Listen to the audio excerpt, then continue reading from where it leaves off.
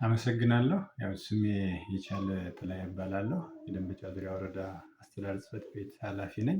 የዲጂታል መታወቂያ ጠቀሜታው ያው ዘርፈ ብዙ ጠቀሜታ ነው ያለው። እንደ ሀገርም ተግባራዊ እያደረግነው ስለሆነ የመጀመሪያው ጠቀሜታው አንደኛ ማንነትን በቀላሉ ለማረጋገጥ ለመለየት ያግዛል። ያው ዲጂታል ስለሆነ ብዙ ነገሮችን አብሮ ባዮሜትሪክ የሆኑ መለያዎችን ያካተተ ስለሆነ አንደኛው ጠቀሜታው ይሄ ነው። ሁለተኛ አገልግሎቶችን በፍጥነት ለማግኘት ያግዛል። ዲጂታል ነው፣ ኦንላይን የሆኑ አገልግሎቶችን በቀላሉ ለማግኘት ይረዳል። ደህንነትን ለማሳደግም ያግዛል። ደህንነት ሲባል በተሳሳተ መልኩ እከሌ ይሄ ነው እከሊት ይሄ ነች በሚል የተሳሳተ ወይም ደግሞ በስመ ሞክሸ የደህንነት ስጋትን የሚያመጣ ነገር የለውም። ምክንያቱም የጣት አሻራ አለ፣ የፊት ምስል አለ፣ ሌሎችም መረጃዎችን ቅድም ያልኋቸው ባዮሜትሪክ መረጃ የሚባሉት እነዚህኞቹ ናቸው እና እነሱን ያካተተ ስለሆነ ጠቀሜታው አንደኛው ሁለተኛው ይሄ ነው። በሌላው ደግሞ በወረቀት ከሚዘጋጀው መታወቂያ ልዩ የሚያደርገው አንደኛ በቀላሉ ለብልሽት አይዳረግም።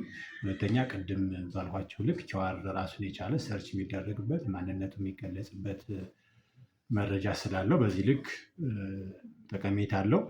እንደ ሀገርም ኢትዮጵያ ሀገራችን ዲጂታል ስርዓትን እየተጠቀመች ያለችበት ሁኔታ ስለሆነ ያለው ዲጂታል ተጠቃሚ ከሆነ ደግሞ እንደ ሀገር የዘመነ በሁሉም ቴክኖሎጂ የተሻለ አፈጻጸም እና ግንዛቤ ያለው ዜጋም ለመፍጠር የሚያግዝ ነው የሚሆነው። በአጠቃላይ ጠቅለል ስናደርገው ጊዜን ይቆጥባል፣ ከአገልግሎት አሰጣጥ አንጻር ደህንነትን ያሻሽላል፣ አገልግሎትን ደግሞ በፍጥነት ለማግኘት ይረዳል ነው ከጠቀሜታ አንጻር ስናስቀምጠው።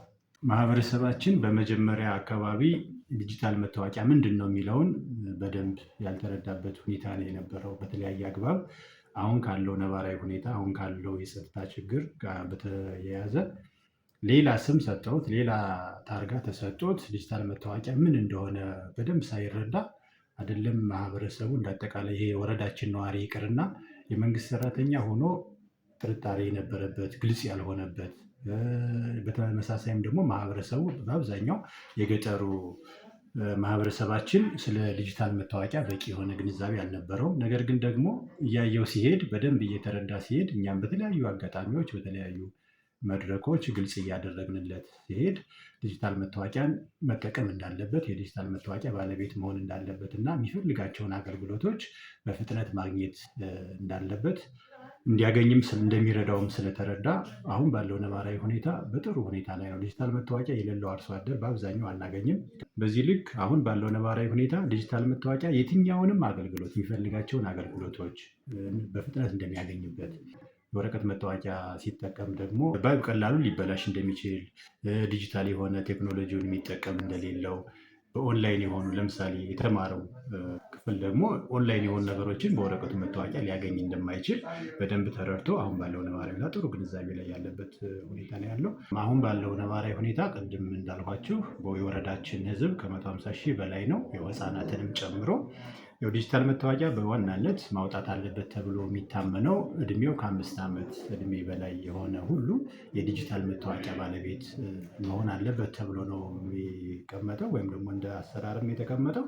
ነገር ግን ደግሞ በቁጥር ደረጃ ከ150 ሺህ ህዝብ በላይ እንዳለን ሁሉ ወደ 98969 ወይም ከ98 ሺህ በላይ የማህበረሰባችን ክፍል አሁን ባለው ነባራዊ ሁኔታ ዲጂታል መታወቂያ ባለቤት ሆኗል።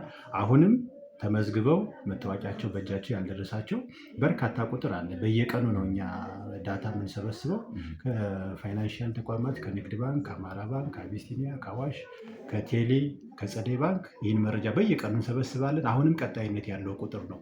ከዚህ በፊት የነበረን አፈጻጸም በ41 ሺህ አካባቢ የነበረ ነው።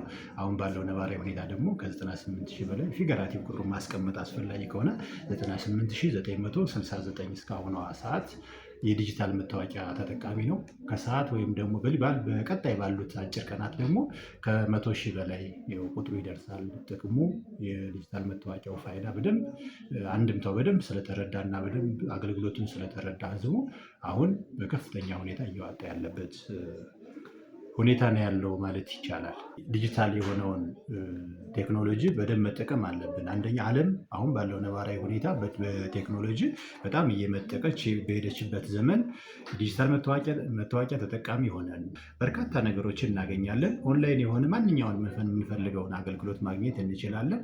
ስለዚህ እያንዳንዱ የወረዳችን ማህበረሰብ ወይም ደግሞ ነዋሪ እንደ አጠቃላይ ህዝባችን የዚህ ዲጂታል መታወቂያ ተጠቃሚ እንዲሆን በልዩ ሁኔታ ነው መልእክት ማስተላለፍ የምፈልገው። ምክንያቱም ዲጂታል ስርዓቱን ሀገራችን እየተከተለች ባለችበት ሁኔታ ቴክኖሎጂን በልዩ ሁኔታ አፕግሬድ እያደረገች ተጠቃሚ የሆነች ብዙ ነገሮችን በሀገር አቀፍ ደረጃ እየተመረቱ እኛም ተጠቃሚ እየሆነ ያለንበት ሁኔታ ስለሆነ ያለው ይሄ ደግሞ አንዱ ያለንበትን ደረጃ በ21ኛው ክፍለ ዘመን ኢትዮጵያ ምን ላይ ናት የሚለውንም የሚያመላክት የሚያሳይ ስለሆነ የዚህ ቴክኖሎጂ ስርዓት ተጠቃሚ እንድንሆን ነው አደራ ማለት የምፈልገው።